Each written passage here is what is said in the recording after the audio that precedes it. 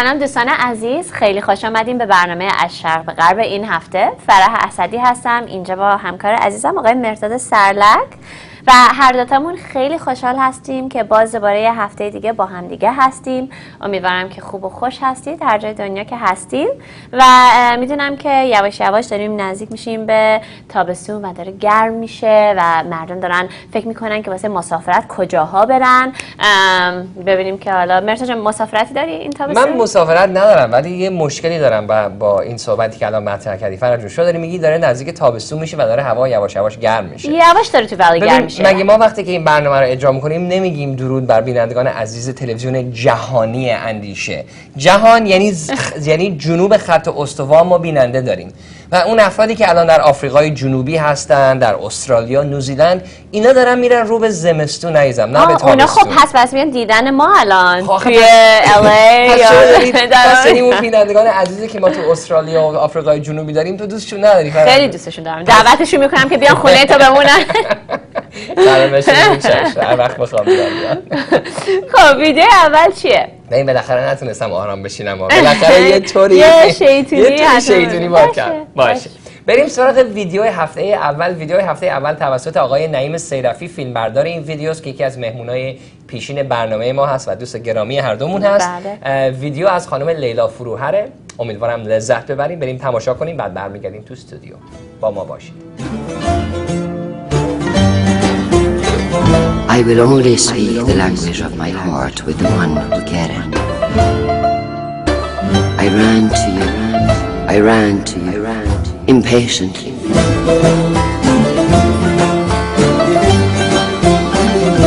As the flowers delivered your fragrance.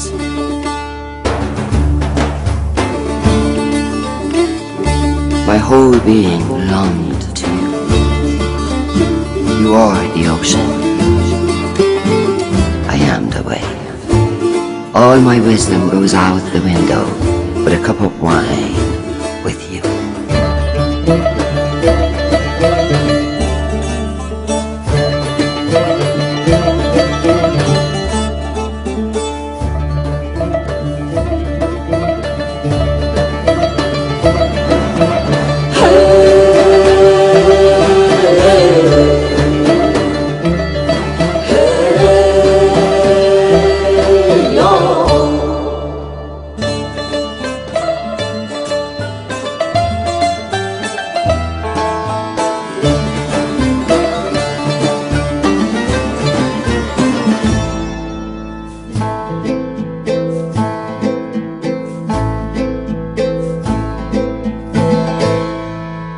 در پیش بی دردان چرا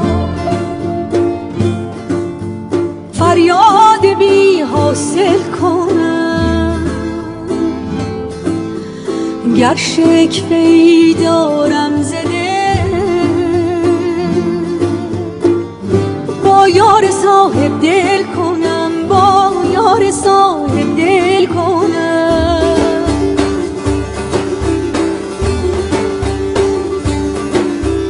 در پرده سوزم همچو گل، در سینه جوشم همچو مول.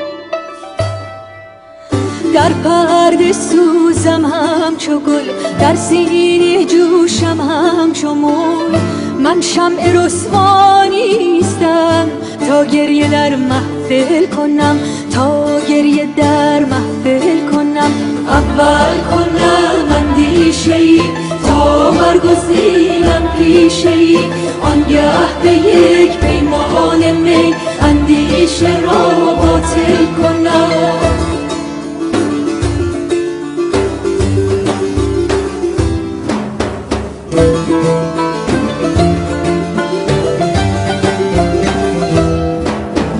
غرق تمنای تو موجی ز دریای تو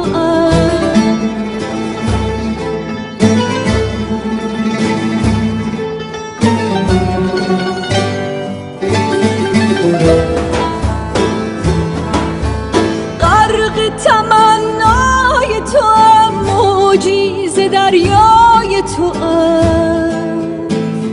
من نخل سرکش نیستم، خانه در ساحل کنم.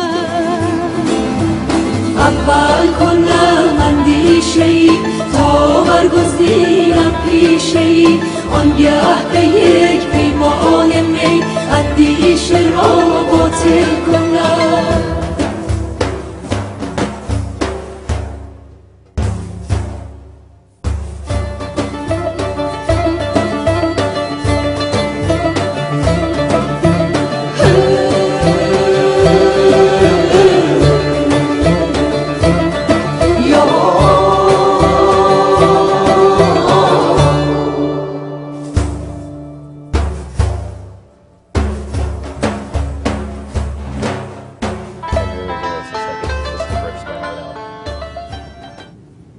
فوق‌العاده بود فرج. چه لباس خوش رنگی هم تنش بود، آبی قشنگی بود.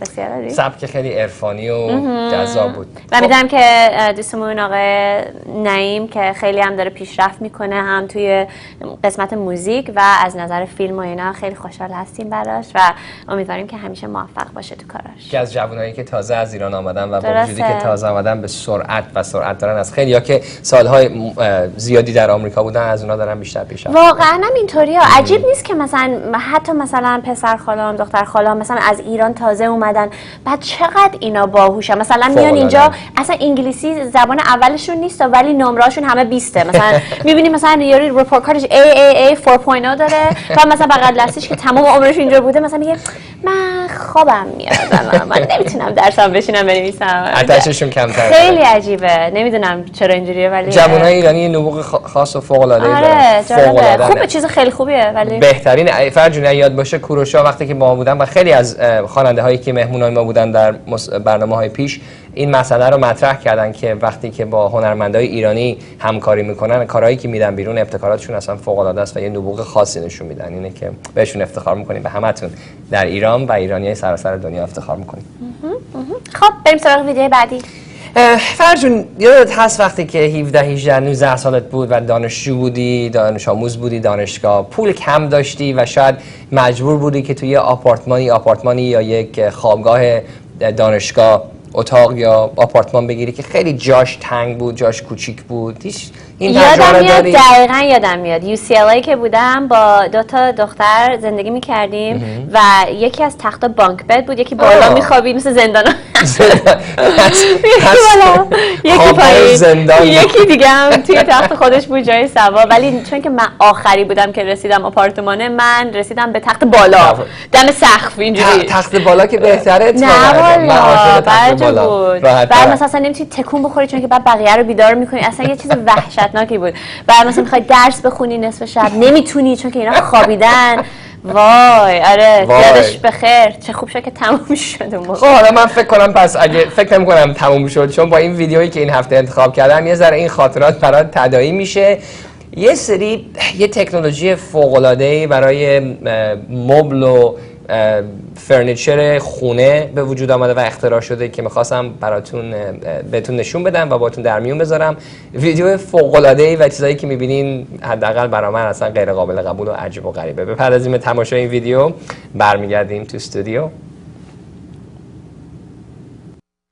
Is the space-saving furniture, which is a remarkable line of products that's made in Italy. Resource Furniture is a United States importer and distributor for North America for clay in Italy. Regardless of whatever video you see or pictures of these systems, everybody who comes in the showroom finds that these systems completely exceed their expectations because they work not only as well as they hope, but they work better than anybody ever anticipates. They are a revolution in the complete design of space-saving furniture, of wall beds, Murphy beds. There's really nothing like them. The depth of the systems is almost half of what a traditional or conventional Murphy bed is. All you have to do is move your chair. You have a 5.5-foot desk. The bed releases with a fingertip. And there's a stop built in so that the bed doesn't fall on you. Now you have to actively pull it down, but everything remains on the desk. The desk remains parallel to the floor. The balance is perfect. Everything operates very easily. This is a terrific sofa. It comes with a chaise lounge, where it comes just as a love seat, whatever you wish, and you can put your headrest back, and then you can just tuck your chaise away if you want just a straight sofa. To access the bed, you just move your 2 pillows here, 3 pillows, and underneath the sofa you have storage, and you just pull on this handle. Whatever is on the shelf remains on the shelf. Your stack of books, whatever decorative objects, up to 40 pounds. You pull on the shelf, and then the shelf comes down, becomes the foot again, and there's your bed, a complete queen-size bed.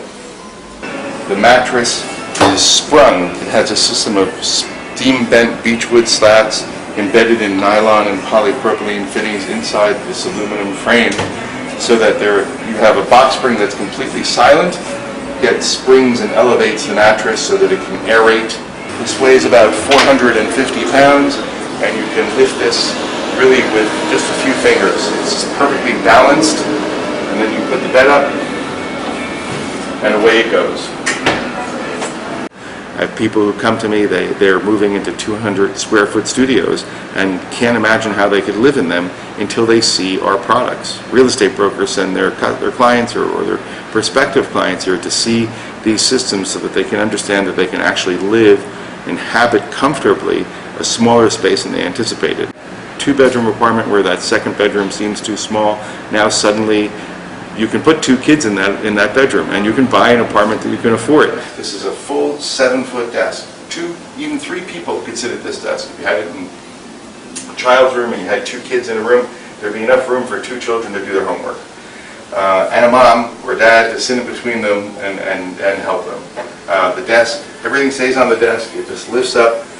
It's on a hydraulic mechanism, and then down comes your bed. Everything works with a fingertips.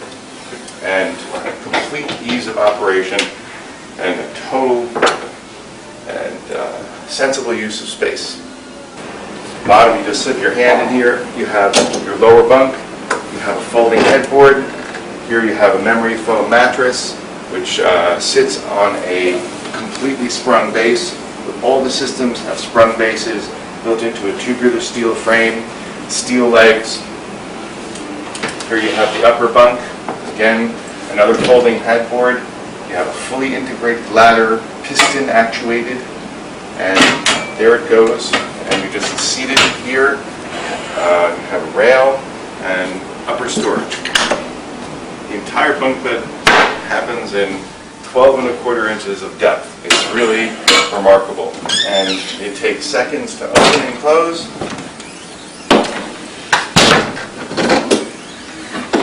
And takes up virtually, again, 12¼ inches of depth.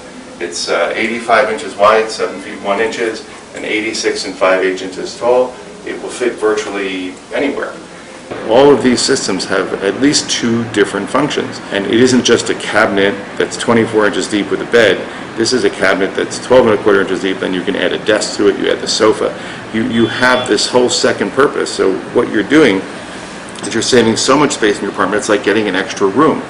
The design process is actually kind of a fascinating thing, because it involves a furniture designer, a mechanical engineer, and a hardware company, where a theory is put forth by a designer in a drawing.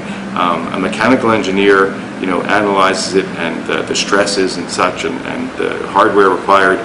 Designs are done for the hardware, and then a hardware company goes through the process of analyzing the costs and prototyping it, and resolving whether the thing can be built at all. From what I've seen, at least a year from design and prototyping to bring out a new product, sometimes even 2 years. There's a lot involved in every single product. They are made to look extremely simple, and they're very, very easy to operate, but there is an incredible depth of experience, knowledge, design, and engineering behind every one of these systems, and they're executed in such a way so that the simplicity in construction and engineering, it manifests itself, and you result in a lifetime warranty on the product and the most discreet and refined wall beds ever made. واو جالبه خیلی غیر قابل قبوله. آره هر چقدر این ویدیو رو من تماشا میکنم باز باور نمیکنم که اصلا خوراک آدمایی هستش که مثلا توی شهرهای مثل نیویورک یا سان فرانسیسکو زندگی میکنن یا حتی اونایی که توی خود داونتاون لس آنجلس بعضی از جایی که میخوان زندگی بکنن شاید 500 سکوئر فیت باشه، خیلی کوچیکه و این کاملا قضیه رو حل میکنه. فرج جون اگه دقت کرده باشی بخش اولش این آقایی که داشت سخنرانی میکرد گفت که بعضی از این آپارتمانایی که مشتریای من زندگی میکنن 25 متر مربعه. 25 اصلا یعنی 25 متر مربع یعنی یه نیم اتاق. خب معلومه که به همچین ابزاری نیازمندن که بتونن توش زندگی کنن. فوق العاده بود. آره خیلی جالبه. و گفتش 1 تا 2 سال طول میکشه تا بتونن همچین چیزی رو درست بکنن، ایده اول که برسه تا اینکه اختراعش بکنن، ولی ارزش داره که اینقدر وقت گذاشتن روش چون که واقعا زندگی بعضی رو میتونه عوض کنه، به خصوص اونایی که بچه دار میشن مثلا خونه کوچیکی دارن نمیتونن یه خونه بزرگتری بگیرن هنوز چیزای اینجوری. جالبه خیلی. نه شکی درش نیست که 1-2 سال طول میکشه که این دستگاه رو این ابزار رو طراحی بکنن. چون دقت کردیم اون بخشی که تخت رو با انگشت بلند کرد خودش گفت این وزن این تخت و این دوشک 450 پوند که نزدیک 200 کیلوگرم، بله 210 کیلوگرم میشه حدوداً، و یعنی که 210 کیلوگرم رو تونست با 2 تا انگشت بلند بکنه و دلیلش اینه که اینو از لحاظ تکنیک مهندسی و فن مکانیک مهندسی اینا مهندسی مکانیک از اون پشت یه بالانس داشتن که اینو تعادلش تنظیمش میکرد وزنو و میتونست با 2 انگشت این تخت رو بلند کنه. چیز فوق العاده بود. جالب بود خیلی. بسیار عالی. شاید بعضی از دوستان که تماشا میکنن بگن آها اینطوری میتونیم مشکل حل کنیم. خب ویدیو بعدی چه خبره؟ ویدیو بعدی که قبل از اینکه بریم به پیام‌های بازرگانی، ویدیویی هست در ارتباط با فیلم اونجرز، فیلمی که اخیراً در اومده و این فیلم اونجرز در حال حاضر 1 میلیارد و 100 میلیون دلار پول در آورده. باور میکنی؟ از فکر کنم ظرف 2 هفته‌ای که به اکران رسیده. باورم میشه. اتفاقا دیدی فیلم‌ها خودت؟ من هنوز ندیدم. من دیدم. خیلی خوب بود. و اکشنی نیستم زیادا ولی بسیار خوب بود. من زیاد به فیلم‌های تجسمی و اینو چیزا زیاد علاقه و گرایش ندارم ولی خب بعضیاشون دیدنیه، ولی 1 میلیارد و 100 میلیون یعنی خیلی رفتن این فیلم. آره و اصلا حتی تو فیلم مثلا کسایی که میتونی خیلی از نزدیک خوب ببینی، مثلا رابرت دانی جونیور که نقش آیرون من رو بازی کرد، اون تو فیلم داره بازی میکنه و خیلی طبق معمول بسیار خوب بازی کرد. رابرت دانی جونیور. گوینث پالترو تو فیلم هستش و آقایی که هالک رو بازی میکنه. یعنی شخصیتایی که تو فیلم بازی میکنن، ثور که اخیراً تو فیلم بود با ناتالی پورتمن، اون تو فیلم هستش. همه شخصیت‌های معروف مارول کامیکس رو توی این فیلم تقریبا میتونین ببینین. در نتیجه اگه از کامیک بوک خوشتون میاد یا از فیلم اکشن خوشتون میاد، مطمئنا از این فیلم خوشتون میاد. بسیار جالب بود و نمیدونم اگه یادت میاد مردی که توی سوینگرز بازی میکرد وینس وان و اون یکی مایک که نقش مایکی رو بازی میکرد، اسمش تهیه کننده این فیلم شده. یعنی در حدی، یعنی البته تهیه کننده آیرون من هم بود. اسمش رو حالا اگر رو فیسبوک برامون گذاشتی بذاریم ولی الان یادم نیست، از پرید از مثلا، ولی اون که نقش خیلی محدود کوچیکی بازی میکرد توی سوینگرز یه جورایی چند سال پیش، الان شده یکی از پرقدرت ترین تهیه کننده های هالیوود. و وقتی که من دیدم که این یکی از تهیه کننده اصل فیلمه، اصلا جا خوردم، گفتم واو رفت رسید به آیرون من و الان رسیده به اونجرز که بیش از 1 میلیارد پول درآورده. خودش که در نیاورده، فیلم یکی از کسایی که خب خیلی پول درآورده، کسایی که تهیه کنن اصلا خیلی حرفه. 100 میلیون راحت در راحت. خب دیگه میشه درآمد شما. 100 میلیون دلار. آره. یه چیزی نگو که گریه بکنم وسط برنامه و بعد میکاپم خراب بشه. فرج جان اون همه پول در حساب میاره. من فکر نمی‌کنم خیلی خوب باشه. که کاش همچین دردسرایی داشتم ولی که ندارم. بگذاریم، نمیخوام ناراحت بشم. بریم این ویدیو رو تماشا کنیم، ویدیو اونجرز، برمیگردیم تو استودیو.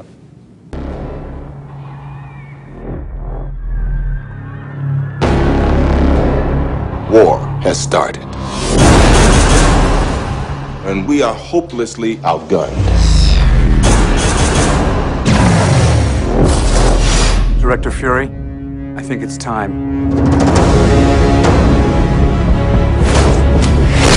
You here with a mission, sir? Trying to get me back in the world? Trying to save it. Doctor, we need you to come in. What if I say no? I'll persuade you. What are you asking me to do? It's called the Avengers Initiative. I thought I didn't qualify. Apparently I'm, what is it, volatile, self-obsessed, and don't play well with others. I think they need a timeout.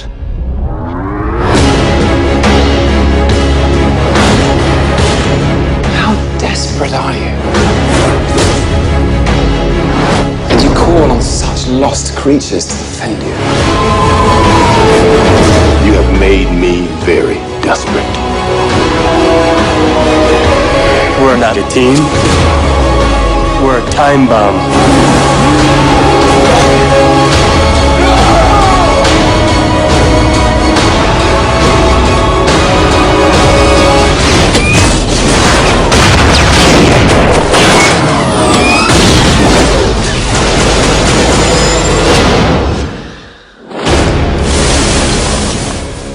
This is nothing we were ever trained for.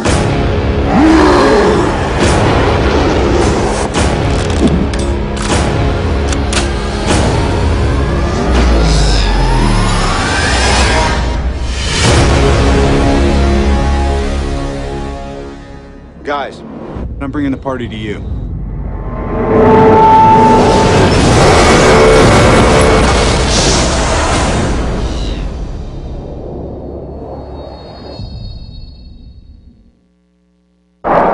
استارتک نرخ‌های ارزان جدید را برای تماس با ایران اعلام می‌کند.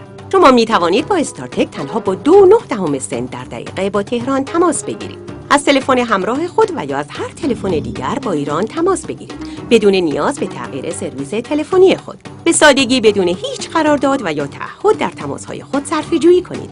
درنگ نکنید. همین امروز برای استارتک نام‌نویسی کنید و تا 172 دقیقه رایگان برای تماس با ایران دریافت کنید.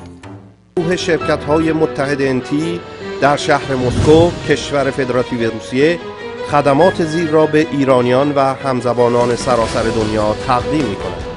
ثبت شرکت، نمایندگی، خدمات حقوقی، اخذ کد اقتصادی، ویزای کار، اقامت دائم، تابعیت و مهاجرت، خدمات غذایی، تجاری، بانکی، صدور حوالجات ارضی برای دانشجویان و بیماران، خرید زمین‌های کشاورزی، آپارتمان و کارخانجات با منشأ دولتی و تسهیل در واردات به ایران برابر مقررات جهانی.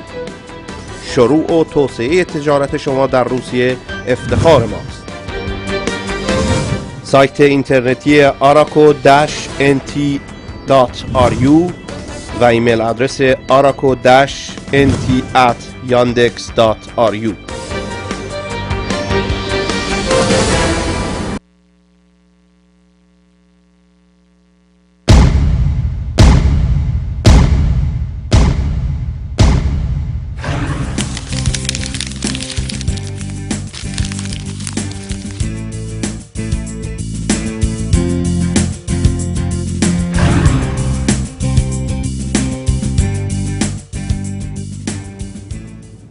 خب یادم اومد اسمش چی بود؟ جان فاورو. جان فاورو یا خب فراد جون، رسیدیم به بخش دوم این برنامه و این هفته به جایی که مهمونمون بیاد پیش ما، چون این مهمون خیلی خانم ارزنده و موفق و معروفی هستن که از راه دور موفق هستن، متاسفانه ما میریم پیش ایشون. یه پروفسور هستن از دانشگاه فوق‌العاده معتبر و بی‌نظیر MIT، خانم شری، پروفسور شری. پارتی بازی، ولی راست میگی. خانم پروفسور MIT خانم شری ترکل که ایشون یک روانشناس و جامعه شناس هستند و کارگوشای دپارتمان صنعت، تکنولوژی و علوم اجتماعی MIT هم هستند در حال حاضر. ایشون یکی از تد تاک هایی که انجام دادن خواستم براتون نشون بدم و با زیرنویس فارسی البته که کمک کنه که دوستان عزیزی که انگلیسی زبان نیستن متوجه مسائلی که ایشون مطرح میکنن بشن. یه خلاصه ای که براتون توضیح میدم اینه که خلاصه این گفتگو این است که همونطور که انتظارات ما از تکنولوژی زیادتر می شود، آیا انتظارات ما از یکدیگر کمتر می شود؟ شری ترکل، پروفسور MIT، این موضوع را که چگونه دستگاه‌های ما و شخصیت آنلاین ما در حال تعریف دوباره ارتباط انسانی هستند را مطالعه می کنند و به صورت خیلی عمیقی از ما می خواهند که درباره راه‌های ارتباطات جدیدی که می خواهیم داشته باشیم بیاندیشیم. دوستان عزیز از شما از این استودیو خداحافظی میکنیم، بپردازیم به تماشای این ویدیو و تا هفته آینده شما رو به خدا میسپاریم. Just a moment ago, my daughter Rebecca texted me for good luck. Her text said, "Mom, you will rock." I love this. Getting that text, it was like getting a hug. And so there you have it. I embody the central paradox. I'm a woman who loves getting texts, who's going to tell you that too many of them can be a problem. Actually, that reminder of my daughter brings me to the beginning of my story. 1996, when I gave my first TED Talk, Rebecca was 5 years old and she was sitting right there in the front row.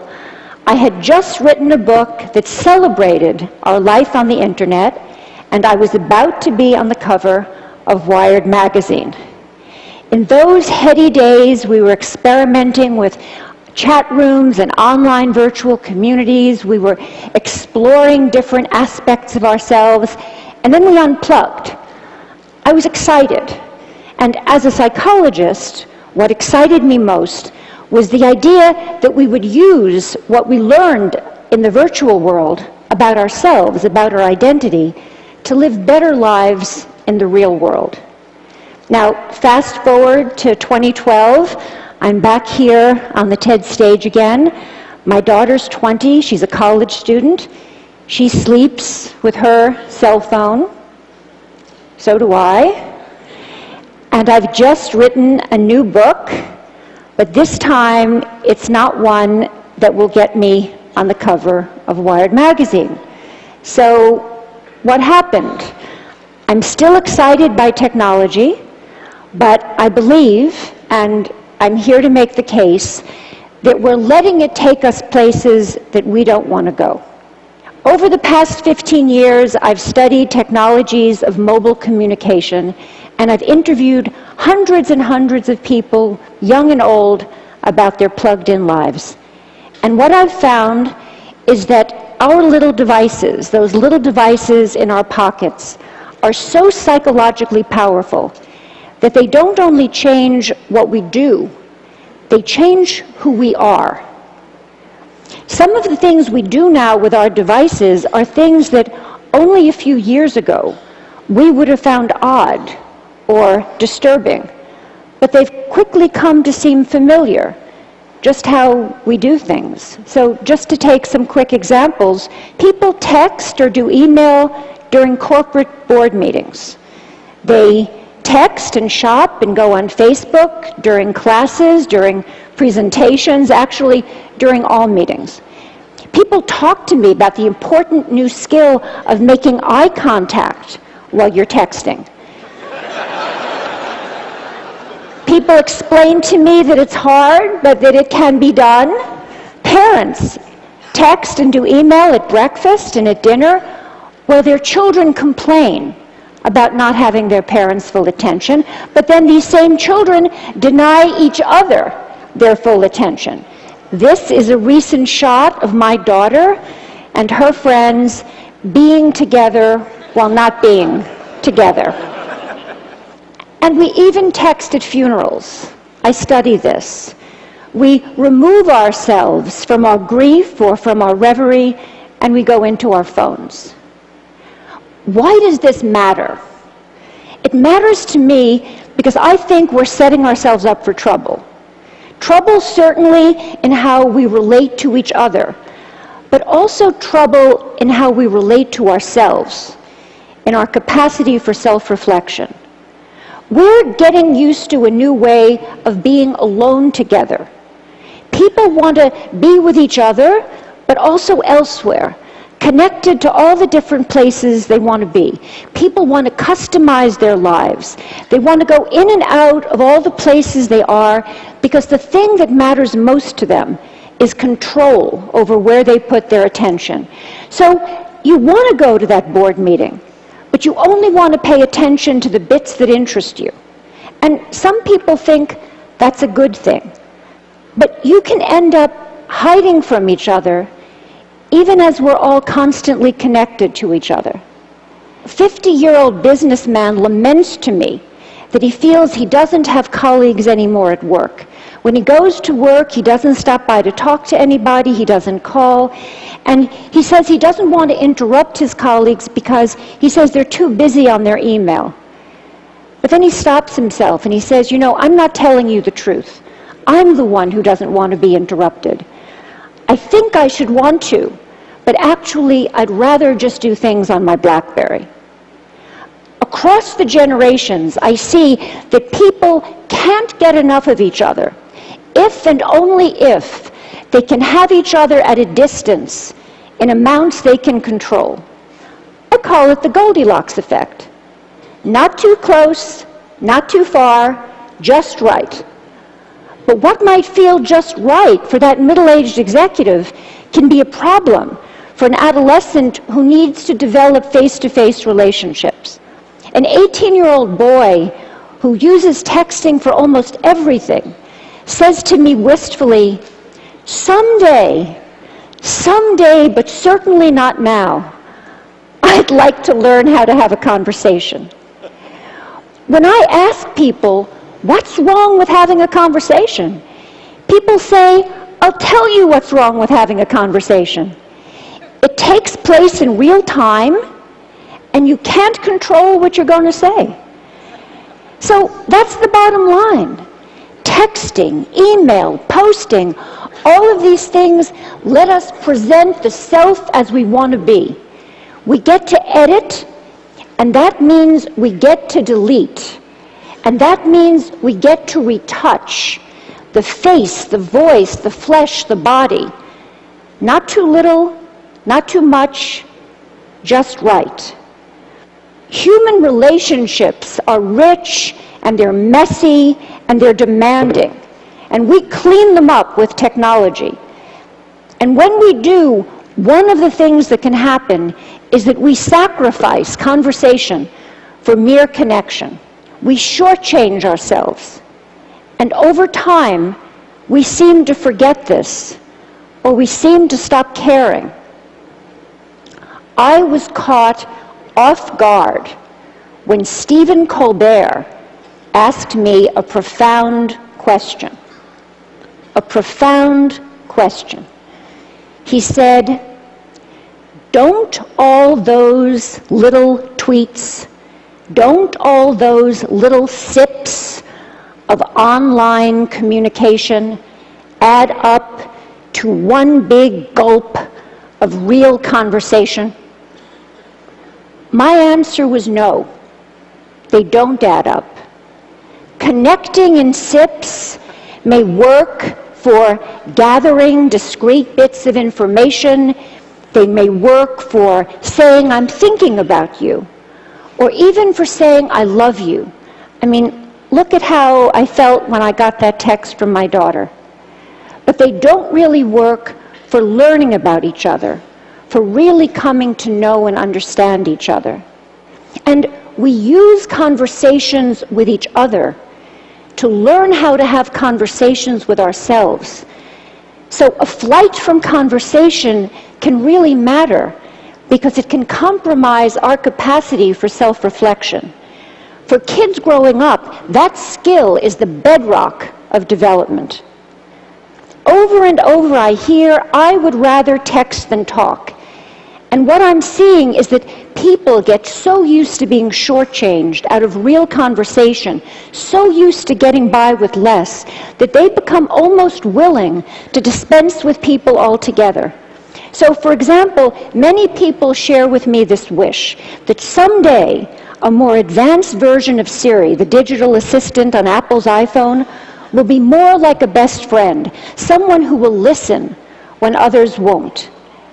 I believe this wish reflects a painful truth that I've learned in the past 15 years. That feeling that no one is listening to me is very important in our relationships with technology. That's why it's so appealing to have a Facebook page or a Twitter feed, so many automatic listeners. And the feeling that no one is listening to me makes us want to spend time with machines that seem to care about us. We're developing robots, they call them sociable robots, that are specifically designed to be companions to the elderly, to our children, to us. Have we so lost confidence that we will be there for each other? During my research, I worked in nursing homes, and I brought in these sociable robots that were designed to give the elderly the feeling that they were understood. And one day I came in, and a woman who had lost a child was talking to a robot in the shape of a baby seal. It seemed to be looking in her eyes. It seemed to be following the conversation. It comforted her. And many people found this amazing. But that woman was trying to make sense of her life with a machine that had no experience of the arc of a human life. That robot put on a great show. And we're vulnerable. People experience pretend empathy as though it were the real thing. So, during that moment when that woman was experiencing that pretend empathy, I was thinking, that robot can't empathize. It doesn't face death. It doesn't know life. And as that woman took comfort in her robot companion, I didn't find it amazing. I found it one of the most wrenching, complicated moments in my 15 years of work. But when I stepped back, I felt myself at the cold, hard center of a perfect storm. We expect more from technology and less from each other. And I ask myself, why have things come to this? And I believe it's because technology appeals to us most where we are most vulnerable. And we are vulnerable. We're lonely, but we're afraid of intimacy. And so from social networks to sociable robots, we're designing technologies that will give us the illusion of companionship without the demands of friendship. We turn to technology to help us feel connected in ways we can comfortably control. But we're not so comfortable. We are not so much in control. These days, those phones in our pockets are changing our minds and hearts because they offer us three gratifying fantasies. One, that we can put our attention wherever we want it to be. Two, that we will always be heard. And three, that we will never have to be alone. And that third idea, that we will never have to be alone, is central to changing our psyches. Because the moment that people are alone, even for a few seconds, they become anxious, they panic, they fidget, they reach for a device. Just think of people at a checkout line or at a red light. Being alone feels like a problem that needs to be solved, and so people try to solve it by connecting. But here, connection is more like a symptom than a cure. It expresses, but it doesn't solve an underlying problem. But more than a symptom, constant connection is changing the way people think of themselves. It's shaping a new way of being. The best way to describe it is, I share, therefore I am. We use technology to define ourselves by sharing our thoughts and feelings even as we're having them. So before it was, I have a feeling, I want to make a call. Now it's, I want to have a feeling, I need to send a text. The problem with this new regime of I share, therefore I am, is that if we don't have connection, we don't feel like ourselves. We almost don't feel ourselves. So what do? We connect more and more.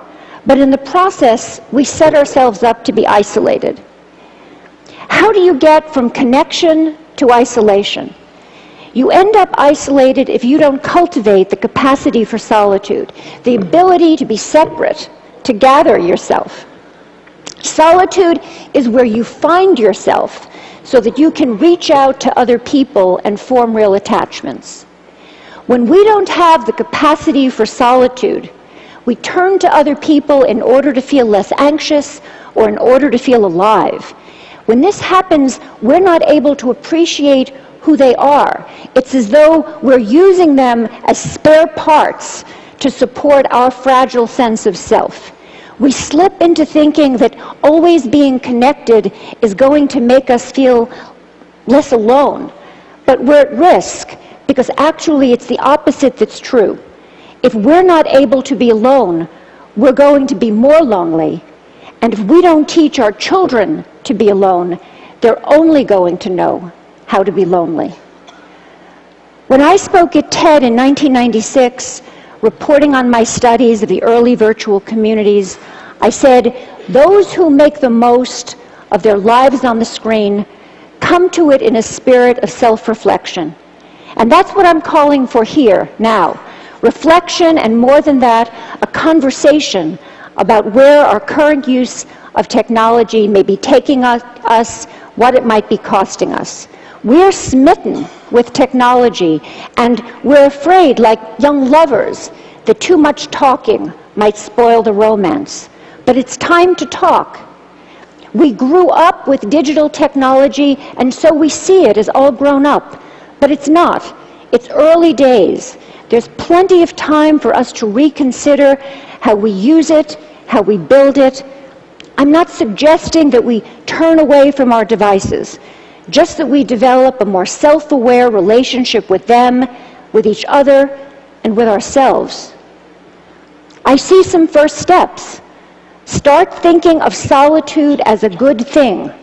Make room for it. Find ways to demonstrate this as a value to your children. Create sacred spaces at home, the kitchen, the dining room, and reclaim them for conversation.